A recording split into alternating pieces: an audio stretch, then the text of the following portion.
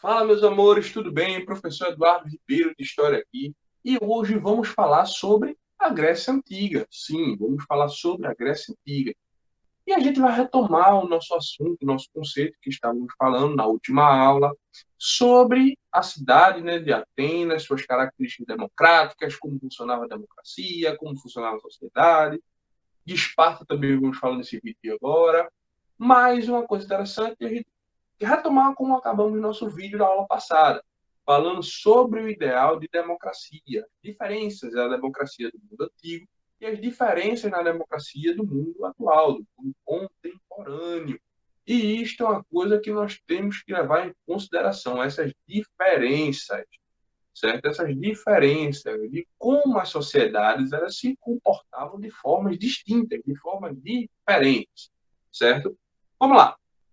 Na sociedade atual, todas as pessoas, quando completam a maioridade, elas são consideradas sufragistas.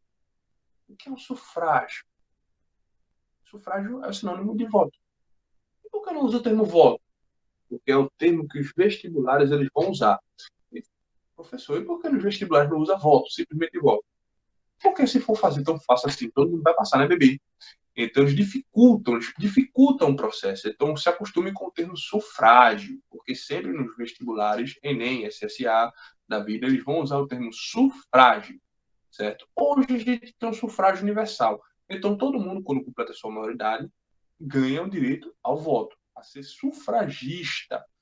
Já na sociedade contemporânea, certo? Todo mundo é sufragista. Na sociedade grega antiga, não. Só quem é sufragista são homens livres, ricos. Somente. Mulheres não eram consideradas cidadãs. Mulheres não participavam do processo democrático, nem de escolher os seus representantes, nem tampouco de falar sua opinião. As mulheres não tinham voz nem vez na sociedade de Atenas, certo? Então a gente vê como a sociedade ateniense ela é patriarcal e a sua herança, a sua influência que ela tem no mundo atual é tão grande que hoje nós temos também, de certa forma, sim, uma sociedade muito patriarcal. E isso vem muito de lá. Apesar dos atenienses serem pessoas muito esclarecidas, muito bem resolvidas, com diálogos filosóficos interessantes, mas tinham esses problemas que passaram para a nossa sociedade.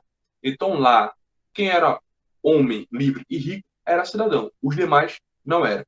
Quem trabalhava não era considerado cidadão. Trabalhar, sim, trabalho com as mãos. Quem trabalhava de forma braçal para poder se manter não é considerado cidadão. Cidadão é só aquele que não trabalha, que tem servos que trabalhem para ele. Este sim, este que vivia do chamado ócio criativo. Ou seja, essas pessoas, elas viviam de conversar sobre filosofia, sobre política, sobre democracia, viviam de falar sobre essas vertentes. São coisas que estas pessoas faziam e viviam. Já na sociedade de uma forma mais ampla, quem trabalhava com as mãos não é cidadão, logo não pode exercer o seu direito democrático. Então, veja que diferença nós temos para a democracia atual. Todo mundo pode expressar sua opinião acerca do que pensa. Todo mundo pode falar aquilo que acha. Na democracia ateniense, só os chamados cidadãos poderiam fazer isso. Na democracia atual, todo mundo, em maioridade, pode votar. Na democracia ateniense, não. Só homens livres e ricos, certo? Que vivem do ócio criativo. Então, vejam que diferenças circunstanciais, hein? E diferenças. Nesse slide, certo? A gente consegue observar o Parthenon, o templo da deusa Atena, e aí é uma imagem muito conhecida, certo? Apesar da cidade de Atenas ela ter outros templos, inclusive mais conservados que o Parthenon, é esse daí, que é o templo de Atena, é o mais famoso de todos, né? Inclusive, quando forem para a Grécia Antiga, tragam o seu templo para mim, mas a gente observa as ruínas do Parque, certo? E como elas estão em pé ainda hoje, apesar de sua estrutura ter sido bastante danificada ao longo dos anos, uma pena, certo? Mas a gente observa como o Partenon, o templo da deusa Atena, onde se faziam discussões democráticas, aí dentro do Partenon ou nas praças públicas, a importância que se tinha, né? A gente tem que focar uma coisa. A cidade de Atenas, apesar de ter esse problema abertura da democracia para todas as pessoas, a gente tem que ter a ideia de que é o início da formação de um processo. A democracia ela surge em Atenas, e nada quando se nasce, nada quando se surge de uma forma perfeita. As coisas elas vão sendo aperfeiçoadas ao longo dos anos. Então, isso é uma coisa que a gente tem que prestar atenção e tem que focar, certo? Outra coisa interessante sobre a democracia e a sociedade ateniense é essa pirâmide social, como vocês podem ver aí na imagem. A gente tem os cidadãos, certo? Que são o topo da pirâmide social, são homens com mais de 18 anos, ou seja, maior de idade, homens no sentido do gênero, não no sentido da humanidade, certo? Que participavam do governo e tinham muitos direitos, os únicos direitos, né? Podiam ter propriedade privada e pagavam impostos, e eles não trabalham, como disse a vocês, tem pessoas que trabalham para eles. A função do cidadão é estar discutindo e fazendo trabalho intelectual, não trabalho manual, certo? Abaixo dos cidadãos a gente tem as mulheres, veja como as mulheres elas são excluídas da cidadania, que independente delas serem mulheres livres ou de serem escravas, nenhuma das duas tem direitos, certo? Elas não podem participar da política, elas sempre deviam obediência a uma figura masculina, seja o pai, marido, irmão, certo? As mulheres ricas, elas ficavam em casa, aprendendo como ser uma boa mãe, ou seja, aprendendo técnicas domésticas, certo? E as pobres iam trabalhar, na agricultura, no mercado, onde fosse. Abaixo das mulheres, a gente tem os estrangeiros, que apesar de serem livres, eles não podem participar da política. Eles pagavam impostos e serviam o exército. Eles não podem ter nenhuma propriedade, o que fazia com que os estrangeiros eles vivessem exclusivamente do comércio, já que eles não podem possuir absolutamente nada, certo? E abaixo a gente tem os escravos. E como a gente sabe, né? Ou dívida ou guerra, certo? Ou filhos de escravos que também poderiam ser escravos, né? Caso a dívida de papai fosse muito longa. Em Esparta, a gente tem o lado de Atenas, as principais polis gregas da antiguidade. Então, características de Esparta. Vamos ver como Esparta ela é diferente estruturalmente de Atenas. Como é diferente? A gente tem em Esparta uma aversão à democracia, uma aversão enorme à ideia de democracia, ao conceito de democracia.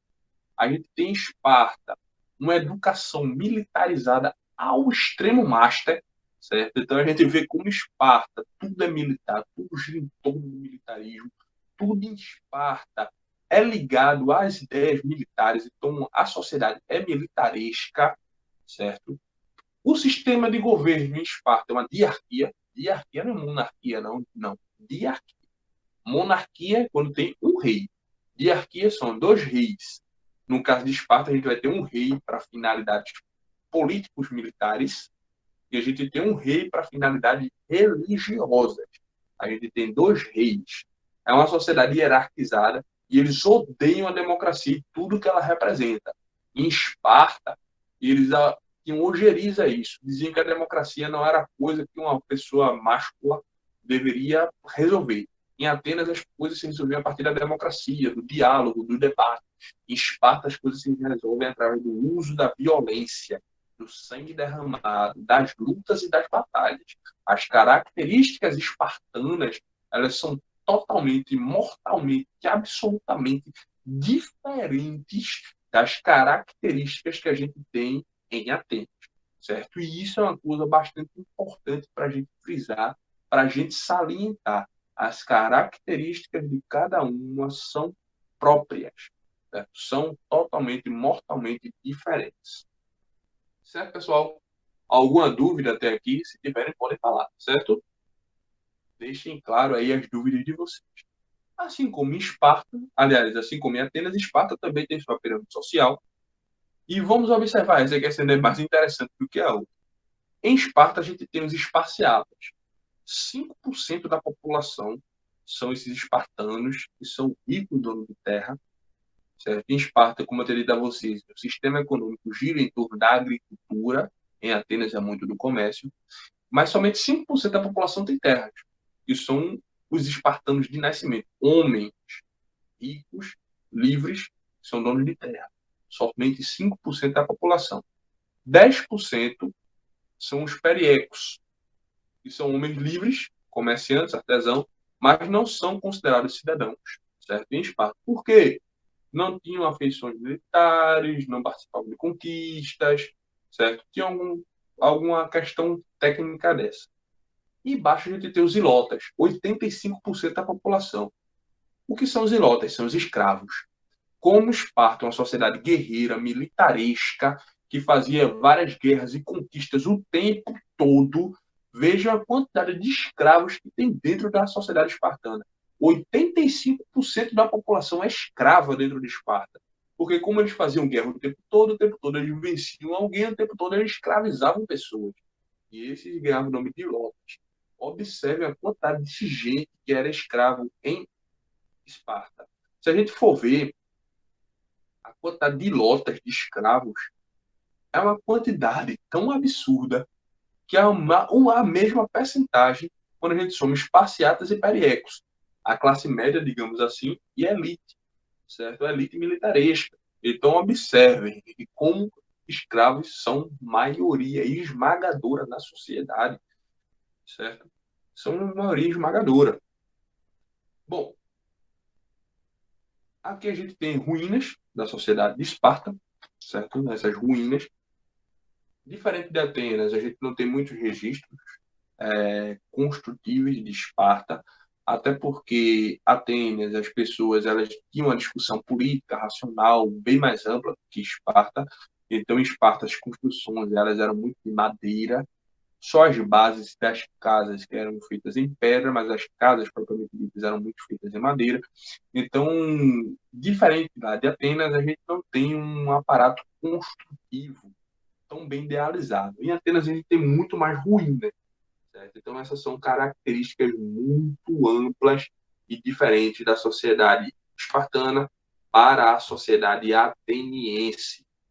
Então, observem essas diferenças e vejam como Atenas é diferente de Esparta e como ambas são sociedades totalmente, mortalmente, absolutamente antagônicas. E por tantas características que elas têm, certo? Diferentes, vai se criar um clima de rivalidade absurdo dentro da Grécia Antiga. Atenas e Esparta vão passar a serem inimigas mortais. E aí a gente vai ter uma disputa crescendo tão grande que ambas vão começar a se organizar para buscar hegemonia na região. E aí a gente vai ter o início de uma disputa envolvendo essas duas principais polis, né? Atenas, muito voltada para a questão do raciocínio, do intelecto, do uso da democracia, das invenções técnicas, para Esparta, uma sociedade muito militarística, cujo objetivo único era a guerra e a conquista. Certo? Então a gente vai ter essas diferenças triviais, fundamentais e mortais entre essas duas civilizações. Tá certo, meus amores? Alguma dúvida? Espero que esteja tudo claro, mas se tiver alguma dúvida, deixa aqui nos comentários, por favor, tá certo? Para vocês, aquele beijo, aquele abraço, tudo de bom para vocês e até a nossa próxima aula, tá certo? Valeu!